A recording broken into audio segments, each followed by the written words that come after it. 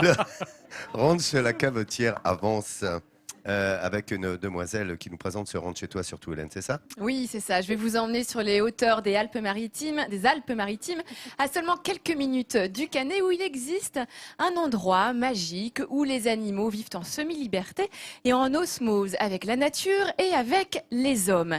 Cela fait plus de 30 ans maintenant que Françoise a investi les lieux, plus précisément Avance, comme tu le disais Laurent, et qu'elle a construit son ranch. Alors, vous allez voir qu'elle fait des choix de vie un peu osés, des choix de confort un petit peu osés aussi, mais pour rien au monde, elle ne reviendrait en arrière et elle préfère rester dans ce cadre idyllique. On part à la découverte du ranch de la Cavetière. Avec ses faux airs de Far West américain, cette ferme pédagogique est un site unique, perché tout en haut du col de Vence. Un véritable paradis pour les animaux qui y vivent en semi-liberté, mais également pour les visiteurs, qui viennent ici chercher un dépaysement total, dans un cadre à couper le souffle. Bienvenue au ranch.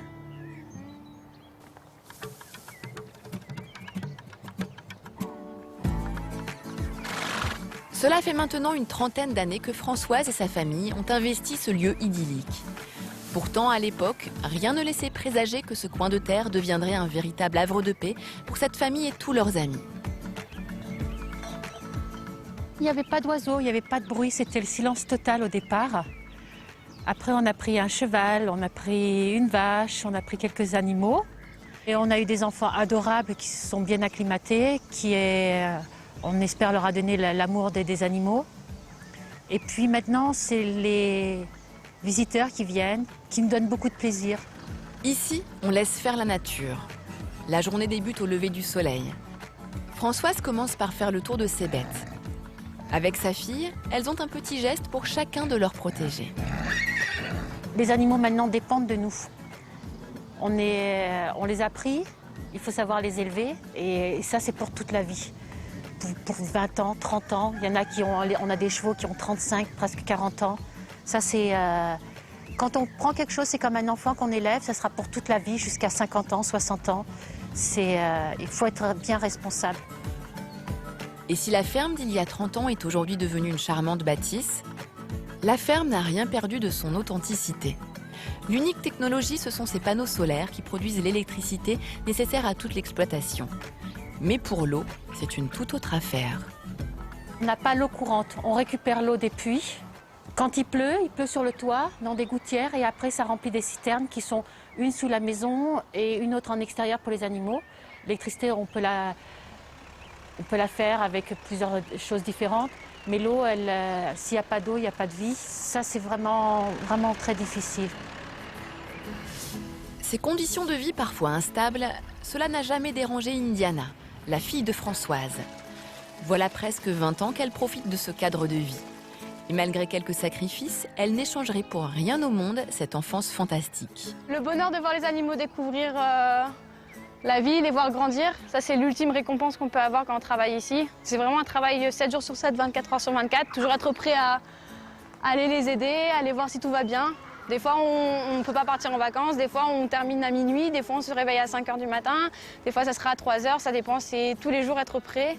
Et c'est ça, c'est se donner pour les animaux. Depuis 4 ans, Indiana a quitté le hameau pour étudier dans l'Arizona, aux États-Unis. De retour pour 2 mois de vacances, elle retrouve le plaisir des balades avec Vegas, un étalon du ranch. Sur ce terrain de jeu gigantesque qu'il a vu grandir, elle a pour mission de ramener les vaches Highland. Facilement identifiables à leurs longues cornes, les vaches écossaises broutent l'herbe à près de 1000 mètres d'altitude. Pendant qu'Indiana ramène le troupeau, au ranch, certains ont opté pour la sieste. Françoise, elle, accueille Hélène et Lana, sa petite fille. Bonjour Françoise. Hop. Regarde, il y a Indiana. Bonsoir, ça va? Oui. Regarde les animaux. Ouais, on va voir ta chambre. Regarde le grand papillon. En plus des balades à poney dans le massif, le ranch propose également la possibilité de dormir une nuit, au milieu des animaux, sans aucun voisin. Cette maman vient ici prendre une véritable bouffée d'air frais et faire découvrir à sa fille les petits plaisirs de la vie à la ferme.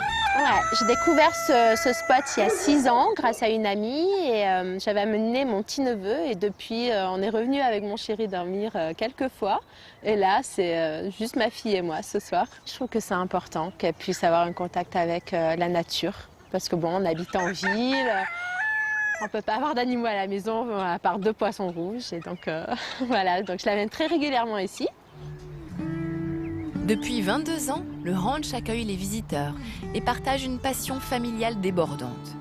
Plus qu'une simple ferme pédagogique, l'authenticité de ce lieu, de ses habitants et de leurs compagnons offre l'impression de se couper du monde. Au royaume des animaux, le temps ne demande qu'à être suspendu.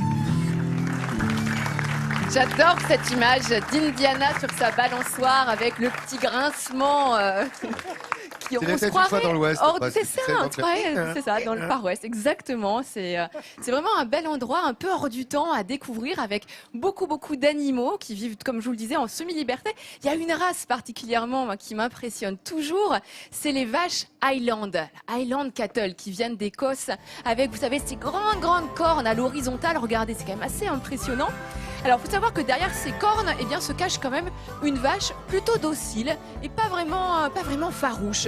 En revanche, à la période de reproduction, les mâles, ils ont quand même tendance à se charger les uns les autres. On assiste à des joutes qui peuvent être parfois assez brutales, mais toujours sans gravité, parce que quand il y a un mâle qui prend le dessus, généralement l'autre, il sait qu'il y a des armes en face, donc il lui laisse la place. C'est bon, je te laisse y aller.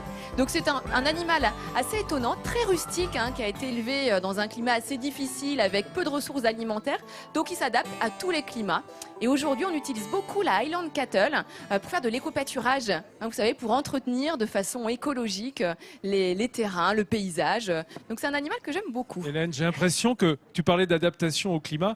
On a l'impression qu'elles sont moins laineuses que dans les Highlands, là où il fait froid. Elles sont vraiment adaptées à la région. Et l'hiver, en revanche, elles auront un pelage bien plus fourni. Donc c'est une belle adaptation de ces animaux à leur climat. Merci de ces précisions, docteur. C'est bien d'avoir un écho avec toi. Il n'y a plus de secret après pour vous quand vous verrez ces vaches, je comprendrai d'où elles viennent.